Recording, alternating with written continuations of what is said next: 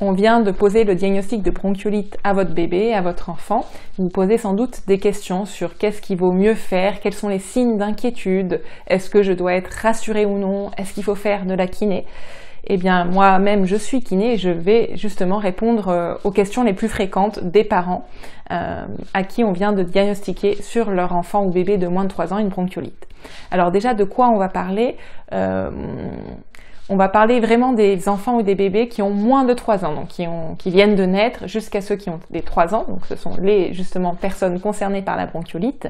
Et on va parler des formes, on va dire, les plus courantes, celles qui ne nécessitent pas d'hospitalisation. Parce que c'est tout simplement les plus fréquentes et que je ferai peut-être une vidéo plus spécifiquement sur la prise en charge des bronchiolites qui ont nécessité une hospitalisation. Mais là, on va vraiment se focaliser sur ceux qui peuvent être vus, ce qu'on appelle en ambulatoire, en libéral, par le médecin traitant et puis par éventuellement les kinésithérapeutes, en cabinet ou à domicile. Déjà, soyez rassurés par le fait que une bronchiolite, dans l'immense majorité des cas, ça se termine très bien, quoi qu'on fasse, sans traitement spécifique. En général, les symptômes vont vraiment nettement diminuer au bout de 5 jours maximum et vraiment de jour en jour, vous allez voir passer cette petite période difficile au début, des progrès, une amélioration chaque jour, quoi que vous fassiez. Alors, par contre, la toux peut durer parfois longtemps, parfois 2 semaines, peut-être même plus. Ce n'est pas un signe d'inquiétude en soi. La toux, c'est plutôt quelque chose de bien. Ça veut dire que votre bébé, il arrive à évacuer les sécrétions. Donc, même si la toux dure très très longtemps, c'est pas un signe d'inquiétude. En revanche, quels sont justement les signes d'inquiétude ou en tout cas qui font dire que peut-être vous pouvez reprendre un avis médical ou paramédical? C'est si vous avez vraiment l'impression que votre bébé est très gêné pour respirer, qu'il respire très fort ou difficilement, qu'il fait des pauses, qu'il devient rouge. Tout ça, c'est des choses qui effectivement peuvent vous alerter. Autre chose, c'est le comportement de votre bébé. Est-ce qu'il arrive plus du tout à manger ou boire ses biberons ou au sein ou l'alimentation s'il a déjà une alimentation diversifiée. Si par exemple il restreint un peu son alimentation mais qu'il prend quand même des quantités plusieurs fois par jour, ce n'est pas un signe d'inquiétude.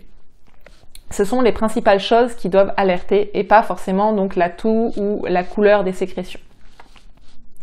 Maintenant, qu'est-ce que vous pouvez mettre en place, vous, en tant que parent, à la maison, sans connaissance forcément spécifique, médicale ou paramédicale? La première chose, c'est vraiment d'essayer de donner à votre bébé un environnement non fumeur, quel que soit d'ailleurs le tabac, cannabis, etc. Essayez, si vous êtes fumeur, vraiment de ne pas l'exposer au tabac, à la fois même à côté de lui, dehors, mais même et surtout à l'intérieur, dans toutes les pièces où il est. Et si vraiment vous ne pouvez pas faire autrement, aérez énormément ces pièces-là. On sait vraiment que c'est quelque chose qui est très négatif pour les enfants, pour la récupération des enfants et plus particulièrement lorsqu'ils ont une bronchiolite. Autre chose que vous pouvez faire, c'est fractionner plus les repas, les prises alimentaires, que ce soit du lait ou d'autres aliments. Quand un bébé est malade, qu'il a du mal un petit peu, qu'il est gêné par ses sécrétions, qu'il est fatigué, qu'il a de la fièvre, eh bien, il a plus de mal à s'alimenter en grande quantité. Donc, des fois, une petite astuce, c'est de multiplier les prises, de lui proposer plus souvent. Et aussi, bien sûr, de se focaliser un temps, tant pis s'il mange pas très diversifié, de se focaliser sur ce qu'il aime le plus. Au moins pendant cette petite période de récupération. Autre élément que vous pouvez faire, c'est pour dormir, de surélever un petit peu la tête de votre bébé par exemple des coussins qu'on met plutôt sous le matelas parce que les bébés bougent beaucoup et donc le coussin mis au-dessus du matelas, selon l'âge de votre bébé aussi, c'est plutôt quelque chose qui est pas bien. Par contre, si vous le mettez sous le matelas, ça peut surélever le matelas sans que le bébé soit gêné par le coussin ou ne soit plus dessus au bout d'un certain temps de sommeil. Vous pouvez aussi bien sûr le faire dormir contre vous si vous êtes éveillé, par exemple, si vous faites à manger dans un porte-bébé ou en allant balader, c'est très bien aussi parce que ça le met dans d'autres positions où les sécrétions vont plus facilement être évacuées que s'il est allongé bien à plat. Ce sont des petits conseils, ce n'est pas dramatique non plus si vous ne faites pas ça, ne vous prenez pas trop la tête avec ça. Voilà les 3 principales choses que vous pouvez faire. Offrir un environnement non fumeur à votre bébé, surélever un peu sa tête notamment pour dormir et fractionner les prises alimentaires. Concernant le mouchage, vous avez peut-être été confronté à des informations contradictoires à ce sujet. Dans l'immense majorité des cas, les professionnels recommandent bien sûr de moucher régulièrement votre bébé. En revanche, sur les techniques de mouchage, les aides pour se moucher, on entend tout et son contraire. Moi, ce que je vous recommande, c'est d'utiliser les techniques avec lesquelles vous êtes les plus à l'aise, que ce soit avec ou sans matériel. Ne vous prenez pas trop la tête si vous n'arrivez pas à faire comme telle et telle personne l'a dit. Si vous voyez un kiné ou une infirmière ou un autre professionnel, essayez de voir éventuellement avec lui si vous n'êtes pas à l'aise sur des techniques de mouchage pertinentes pour vous. Mais il n'y a aucune étude ou donnée importante qui nous dit que vraiment il vaut mieux faire comme ci ou comme ça. Même chose concernant la fréquence des mouchages. Il y en a certains qui vont vous dire au moins 3 fois par jour, d'autres 6 fois par jour, d'autres avant chaque repas. On sait plus parfois quoi faire face à ces différents conseils.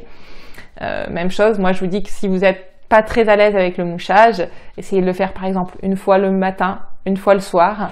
Vous n'êtes pas forcément obligé de le faire jusqu'à 6 fois par jour.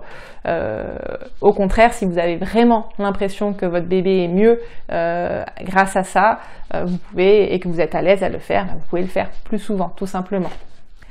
Est-ce qu'il faut recourir à des séances de kinésithérapie respiratoire pour lutter contre cette bronchiolite? Alors, vous avez sûrement été exposé à des médias, à des paroles de professionnels de santé qui disent que attention, c'est très dangereux la kiné-respi.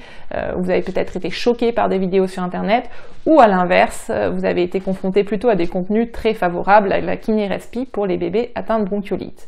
En fait, c'est un peu un marronnier dans les médias, cette histoire de kiné-respi contre les bronchiolites. Presque chaque hiver, on a un gros coup d'éclat médiatique qui dit que, attention, c'est dangereux, c'est plus recommandé, ou à l'inverse que, en gros, avec la kiné-respi, on va sauver les hôpitaux de la surcharge de prise en charge des broncholiques.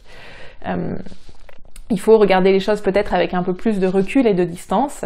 Sachez déjà que la France, avec la Belgique, sont les 2 pays pour lesquels on a le plus recours à la kiné-respi pour la bronchiolite. C'est pas quelque chose qu'on retrouve dans tous les pays. Donc déjà, ça nous fait plutôt dire que oui, ce n'est peut-être pas si indispensable que ça la kiné respiratoire pour les bébés atteints de bronchiolite.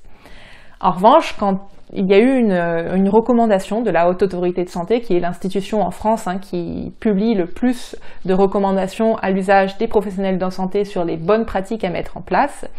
Et pour réaliser cette recommandation, on a fait appel à des médecins, des pédiatres, des médecins généralistes et des kinés. Et ces différents professionnels ne sont pas arrivés à se mettre d'accord de manière consensuelle sur si, oui ou non, il faut avoir recours à la kiné-respi pour la bronchiolite. Pourtant, pour prendre leur décision, ils ont essayé de parcourir toutes les études publiées à l'international sur le sujet, mais face à ces mêmes données, ils n'étaient pas d'accord. Donc, ce qu'on en retire actuellement, la position, c'est que la kiné respiratoire est plutôt recommandée et devrait être prescrite pour les enfants, les bébés qui ont ce qu'on appelle un pas très joli mot, des comorbidités, en tout cas d'autres pathologies que la bronchiolite, par exemple, ou d'autres spécificités, une paralysie cérébrale, des enfants porteurs de trisomie 21, des enfants qui sont nés prématurément et qui ont des conséquences de cette prématurité. Là, pour cela, les experts les experts français sont plutôt favorables à ce qu'il y ait des séances de kinésithérapie. Pour les autres bébés non hospitalisés, là, pas de consensus. En gros, les kinés vont plutôt dire oui, il en faut, et les médecins et autres professionnels, non, ça sert à rien, voire c'est nocif.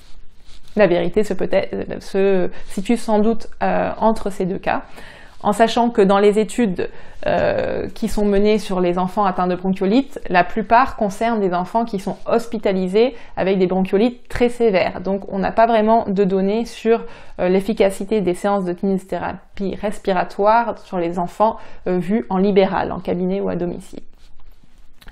Dans tous les cas, une séance de kiné, ce qu'il faut garder en tête, c'est que c'est pas forcément des manœuvres pour faire sortir les sécrétions. Une séance de kiné, c'est avant tout un temps de bilan pour voir si votre bébé va bien, si vous êtes au courant de ce que vous pouvez mettre en place pour l'aider ou ce qui doit vous alerter. C'est là surtout pour vous rassurer, pour peut-être vous éviter d'aller trop souvent solliciter les médecins ou les urgences face à l'inquiétude que vous avez.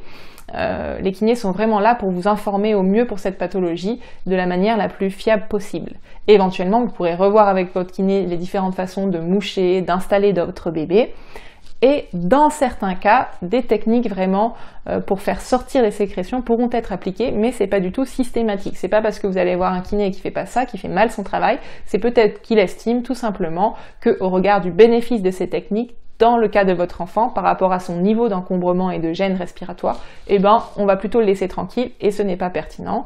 Et dans d'autres cas, par rapport à sa gêne, son niveau d'encombrement, là, c'est pertinent de faire des techniques qui vont viser à faire plus sortir les sécrétions qu'un simple mouchage. Dernier point un peu problématique auquel sont confrontés souvent les parents, c'est comment trouver un kiné qui pratique la kinésithérapie respiratoire. Alors déjà, la kiné en France se pratique encore sur ordonnance, donc vous devrez avoir une ordonnance de votre médecin, généraliste ou pédiatre. Demandez-lui, bien sûr, s'il connaît, s'il a des numéros de kiné à vous recommander. Sinon, autre possibilité, il faut tout simplement appeler un par un, malheureusement, les différents kinés de votre localité. Ne pas hésiter à rappeler, à pas laisser de message parce qu'ils vont pas forcément vous laisser un message, répondre à votre message vocal. Vous pouvez aussi taper sur internet des mots-clés comme kiné pédiatrie ou kinésithérapie respiratoire bébé associé à votre localité ou dans Google Maps pour essayer de trouver des kinés qui pratiquent cela.